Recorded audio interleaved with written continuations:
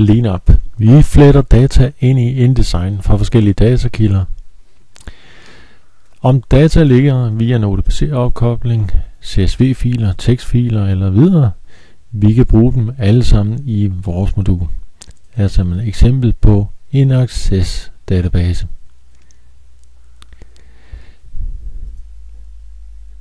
Det næste punkt er, at man udarbejder en InDesign-skabelon, hvor man har matchet op mod de data, man fletter. Et simpelt eksempel på en InDesign-skabelon, som vi trækker over i et specielt bibliotek.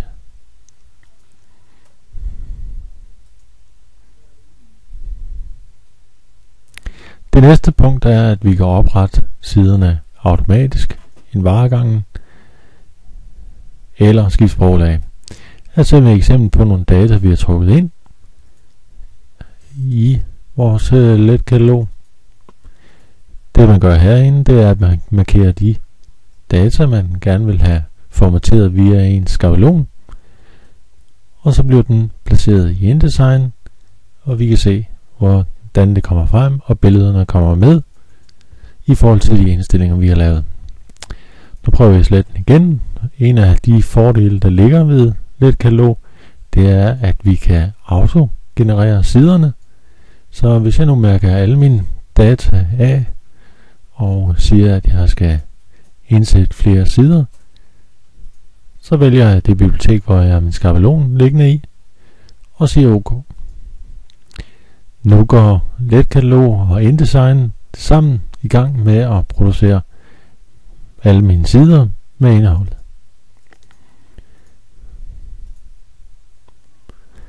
Det er en meget virkningsfuld og god metode til at få produceret et større katalog meget hurtigt.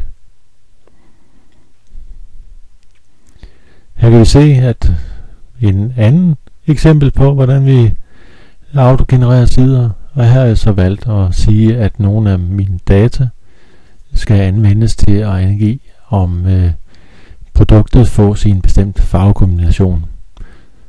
Og det er blevet sat forskellige op ind i InDesign, afhængig af om man kan få produktet i den bestemte kombination. Det næste vi kan lave, det er et eksempel på, hvordan man opretter sider med en varegang. Her har jeg lavet nogle forskellige skabeloner i InDesign, som jeg så trækker ind og fylder ud med det datagrundlag, jeg har. Man vælger simpelthen sin datagrundlag og placerer skabelonen, og vi kan se, at de forskellige vin her får forskellige indhold, og det er simpelthen en lynhurtig og nem metode til at få formateret sine data og få den placeret i InDesign, der hvor man ønsker det. Prøv at tage en anden skabelon, der har et andet udseende med de samme data. Så er den færdig, den side, og det tog ganske kort tid. Den sidste metode, jeg vil demonstrere her, det er, hvordan skifter man sprog i et dokument, man har lavet. Nu har jeg sat mit InDesign dokument op, som jeg viste før. Det er på dansk. Jeg har et tilsvarende datagrundlag på engelsk.